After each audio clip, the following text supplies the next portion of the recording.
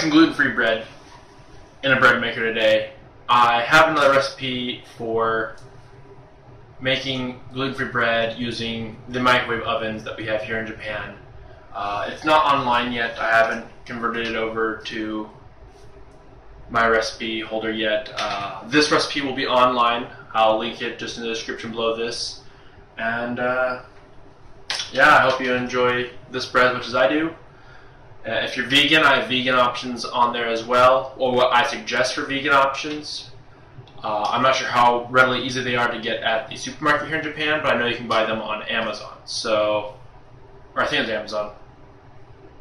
But yeah, let's get to making this bread. Alright, so the first thing you're going to need is your apple cider vinegar. You're going to mix this with some milk and then set it aside. So I'm going to get that started real fast.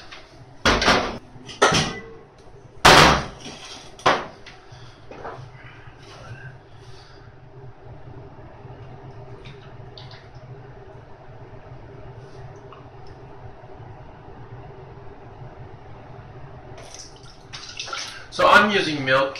My recipe says you can use water too. It does work as well. I used it once. The difference is that milk just seems to make it more of a buttermilk style bread in my opinion. It just tastes better. I like buttermilk and I like nice soft buttery white type bread for my sandwiches and everything. So yeah, you just measure out 1.5 cups of milk. You dump it in just like that. And then we get your apple cider, and we're going to need 2 teaspoons, I believe. Right?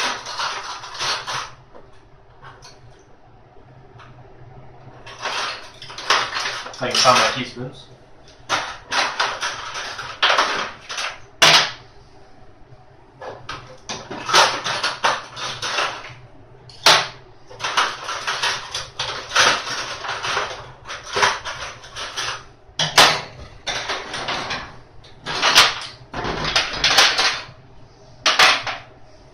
So we're going to do 2 teaspoons of apple cider vinegar in our milk and mix it up. So there you go.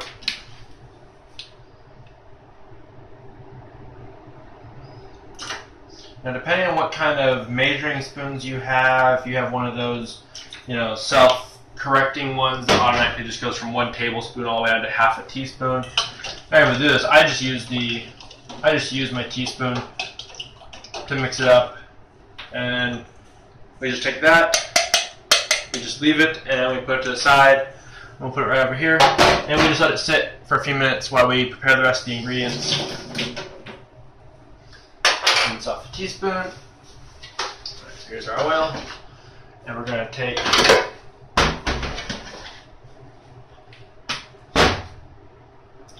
do it right down here.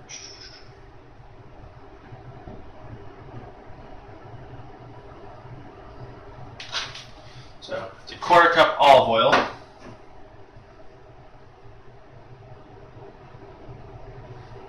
Now I suppose you could use butter for this too. I just prefer using olive oil because it's easier than melting down butter and all that, tedious nonsense. So I just use oil, it's quicker. I haven't tried it with butter. It should taste about the same even with butter. Shouldn't be a problem.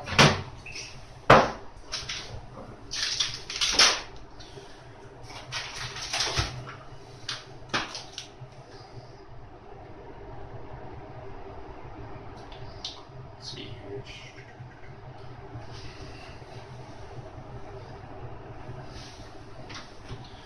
And I am short an egg, so I'll figure out how to fix that real fast. And I'll run to the store, buy myself some eggs. Alright, sorry about that, I'm back now. A little out of breath. Actually ran to the store. It's not far from my house. So, yeah, we get 2 eggs, take them and just put them right on top of the oil. It's no problem.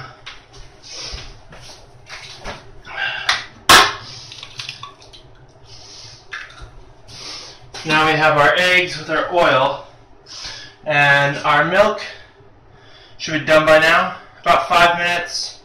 Should be good. Mine's been a bit longer than that. Mine's been for about 10. Because if I had to run to the store real fast.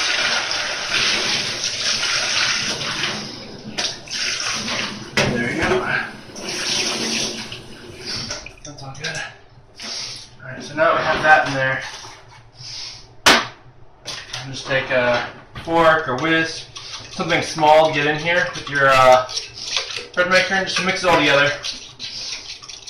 Just mix the oil and the apple cider milk with the egg, just like that. And make sure you don't just throw in your baking powder and baking soda on top of this. You need the layer of flour across the top first. Otherwise, you'll get the chemical reaction of baking soda and vinegar and baking powder and vinegar. It'll just start pouring over and getting really big. You want that when it's mixing the actual dough. You want that reaction to expand the dough, but you don't want it before you actually start mixing the dough. So what we're going to do, I'll put the eggs over here. You're going to next get the honey and put in about a tablespoon of honey. I have just about a tablespoon left in here.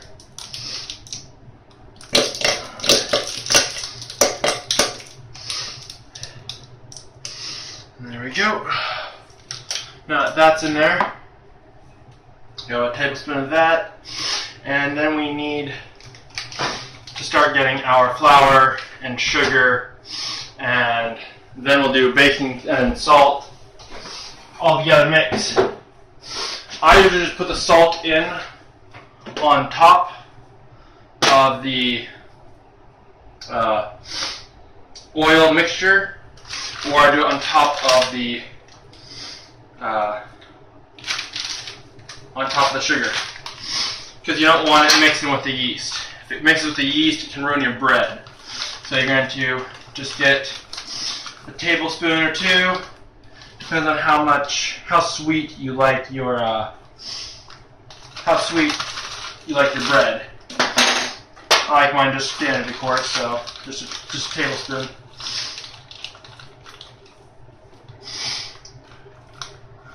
It says brown sugar on my recipe, and you can use brown or white sugar. I'm just actually out of brown sugar, and I actually prefer the white sugar. The brown sugar gives it a bit better, it seems to look a bit different. Not too much though, with the brown sugar, but I like the taste of the white sugar better. I'm pretty sure if I just mix brown sugar with white sugar, I'll get the taste with the texture I want a bit more. But yeah, just a tablespoon of that, and then your 2 tablespoons of honey, which you should already have in there. Oh wait, it's 4 tablespoons. I didn't have 4 tablespoons. Well, I'm close. So shouldn't change too much. The honey is there to help just make it sweeter, to give it that little bit extra sweet taste.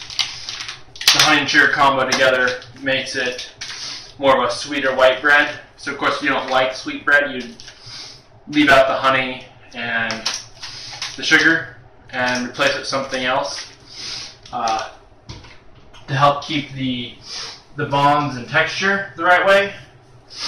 Of course, you don't have to. It's up to the person who's following the recipe, of course, how they actually cook. If they don't like sugar, they can just substitute it or just leave it out. The sugar and honey shouldn't change the consistency of the actual bread, it just changes the taste. So, and next we're going to start with our wheat-free mix. So I bought my stuff on Amazon, and this here is a wheat-free flour mix. It's multiple flours all mixed together, plus it already has your guar gum inside, or xanthan gum, whichever. I'm not sure. Let's see if I can double check real fast. And it's guar gum.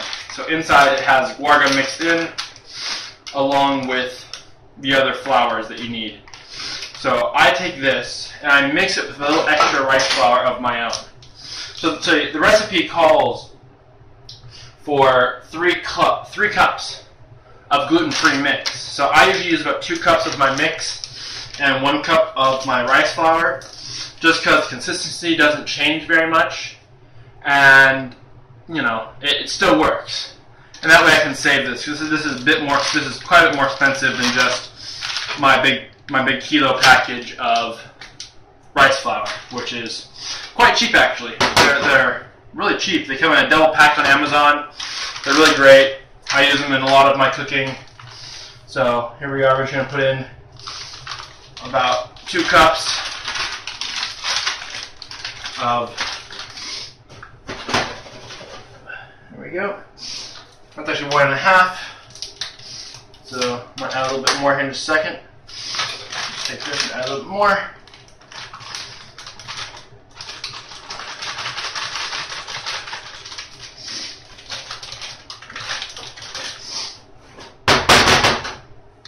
And there we go, and we got 2 cups. And then we take our rice flour. And we're just going to top this off. This is a 3-cup holder. I bought this also at Daiso. It holds 3 cups of dry goods or liquid, however you're cooking. If you're used to milliliters, of course, you can use those. You just have to convert the recipe to milliliters. I'm not used to that, so I'm more comfortable using cups and everything like that, because in America we don't have the metric system still, so we all still cook using cups, ounces, and all that good schnaz. So now we got 3 cups, or 3 cups, and we're just going to put that in right on top of our liquid, just like that. You don't need to mix up your flours. There's rice flour in the mix from Amazon, so you're just adding some extra. You know, saves on a bit of money, as well as it doesn't affect the recipe. So you can just go ahead and do that, and then just go ahead and put your flours away, because you got all the flour you need. And now we're going to start adding the baking soda and baking powder and our salt, and then we'll add on the yeast on top. That's the very last thing we do. But before that, I'm going to put my mixer on. So I'm just going to find the groove. And it should be right about, let's see, right about there. I like keeping it off until I get the flour in, just so I know everything's going. I know it's working good.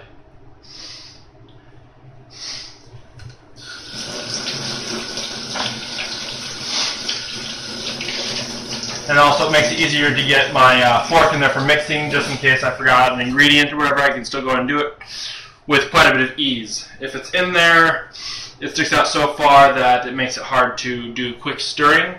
So I just leave it off. So now we're going to first get our salt. Want that on first before you put anything else. You want a good block between your yeast and your salt. So we're going to get a teaspoon of this. Let's see where my teaspoon go. There we go.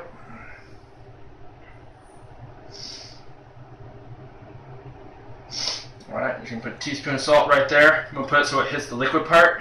So it should fall to the bottom and keep it the furthest away from our yeast.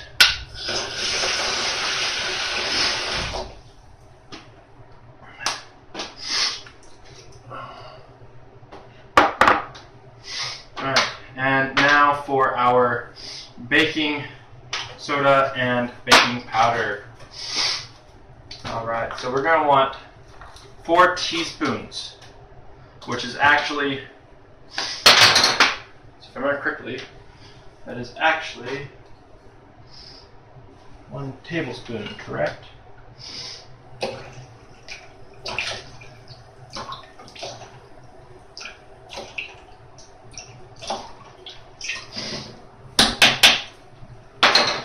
Yeah, so 4 teaspoons or 1 tablespoon of baking, of baking powder. We want our baking powder, not our baking soda, sorry. Alright, I bought both my baking powder and my baking soda from an import store. Alright, and I'm just sprinkling the baking powder on the actual flour. I don't want to hit my liquid just yet. I'm going to do the same thing with my baking soda, which actually isn't used in this. This is used in my baking soda is in my gluten-free waffles, which, if you are interested, I can do a video on that as well. So now we have this all ready to go. We're just going to now add our yeast. The last thing we need to add, and before we put it in our bread maker. Alright, so we're going to put in, just double checking here, 2.5 teaspoons of yeast. Alright, and you can buy yeast at any grocery store in Japan that I've come across. You just ask them where their yeast is, and they can take you right to it. It's not called yeast, of course. It's called istu, or isto, here in Japan. Yeah. So, isuto is how you say it in Japanese. And make sure you get dry. Dorai. Dorai. Isuto. So, but yeah, you can just find that at any convenience store, or not convenience store, supermarket. You can't go to convenience store. The convenience, I haven't seen it at a convenience, but depending on where you are in Japan, it might be at the convenience right there at maybe a 7-Eleven in Tokyo. I live out in Saitama, and the 7-Eleven doesn't have it there. So I bought mine at Maretsu and Mare. So we want, and you gotta make sure and be exact with this. So you gotta get almost perfect. We're just gonna pour a little more. So there we go. Just gonna put that to the side over in the corner here for my first teaspoon, and for the second teaspoon. So the second teaspoon, put in this corner. Just keeping it away from the liquid part that has the salt and where I put the salt. And then here's my half a teaspoon. Just gonna pour that right there. And we're gonna put it right here in this corner. So I got 3 corners with yeast. It's just a way of making sure that the yeast doesn't touch the salt or the vinegar mix at all until we're ready. So now we got everything in our mix. We just gotta put our yeast away and clean up the spot real fast. And then we'll get our, we got it all right here. We're just gonna take this and put it right down inside. Depending on how your bread machine is, it might be like this, it might not be. I bought mine off of Amazon for $50, plus shipping, of course. So I think total was 5,500 yen. At the time, it was equivalent to around $54 American money. Now, of course, it's not. Now it's a lot cheaper. For American money, it's probably about $45, I think, now. All right, we're going to close the lid just to set our stuff, make sure nothing gets shot up at us. And if you have a gluten-free setting, go ahead and set that, and make sure it's set to 1 loaf. And you can have it on whatever setting you like for your crust. So however you like your crust, just go ahead and choose it. And I leave at medium setting, 1 loaf, and then just press start, and it'll start going. And this is where you will need some sort of scraping tool to push on the sides and get the flour down and inside of the mixer so everything gets mixed in. And you just nicely do it. You just go around the edges and you just push it down.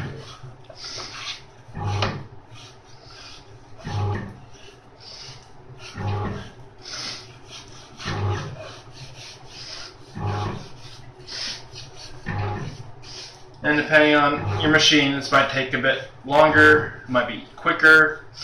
I help it mix a little bit by pushing it more towards the center. and keeping it off the walls. I try to just pile it up right in the center. Makes it easier on myself, so I have to do less scraping.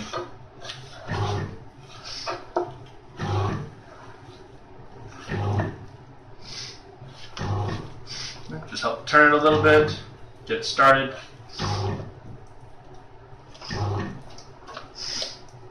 Make sure you get all the excess dough and make sure as much as possible off your spatula. You don't want to steal part of your batter. You want to try to leave as much as possible inside. I just wipe it on the center stop. And then I'm going to start scraping a bit more again, just to push the rest of the dough all the way down from where I scraped it off my spatula and where I was going around. As you can see, the dough is starting to mix really nicely, and it's starting to puff up a little bit because of the apple cider vinegar and milk combo. And after that, we're done. We're just going to leave it, and we'll let it do its thing, and we'll come back when it's done. And I will show you what the final product looks like. So my bread is finished cooking, and here is the result. It's a very nice golden texture. The excess dough, of course, stayed on the edges and cooked. And it makes you can use it for breadcrumbs and stuff. You can use it for something. It's actually really good use. This is actually still warm. It just finished a few minutes ago, and that is really hot. I should have used the tool I have for that. And let's get this out of the pan.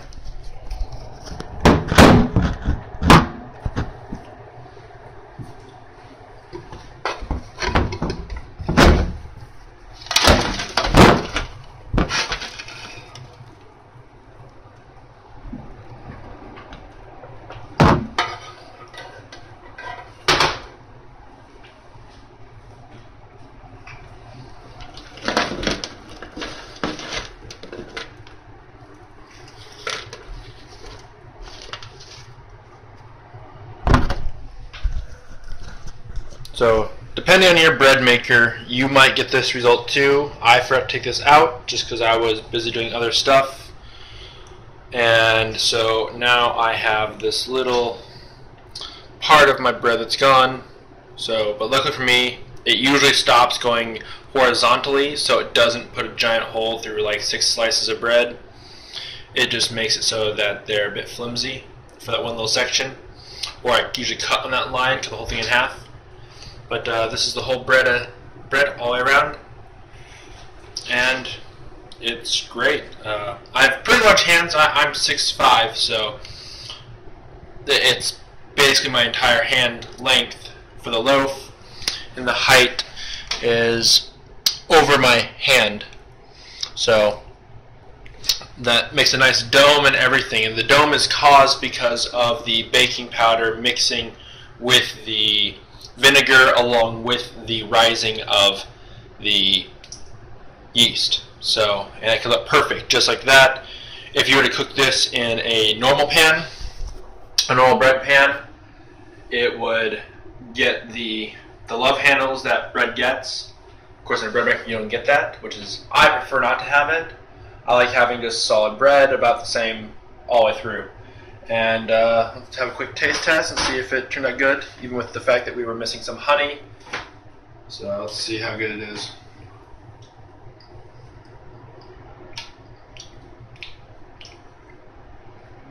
Tastes great. It's just not nearly as sweet as I usually get it. It's missing that the extra sweetness I usually have to it. But it's nice. It's soft. It's squishy. It's everything. This is perfect bread. And I hope you enjoy it. And I will leave the link for this recipe in the description on foodly.com. I also have my pancake recipe on there as well And I may be doing a video on making some gluten-free pancakes using baking powder and baking soda to help facilitate extra nice pancakes that are delicious. And this is, wow, this is great bread. I love this bread a lot. I figured out this recipe. I was so thankful. It's the best recipe I've come across, or I've made up actually, for bread in a bread machine. I've made other bread not in a machine, and it comes out fine, but this is my favorite so far because it's very minimal work, and I can do tons of other things for about 2 hours because the bread maker does all of it on its own. I don't have to get up and take off wax paper or anything or do anything. It does it all by itself. All right, and enjoy the bread. See you next time.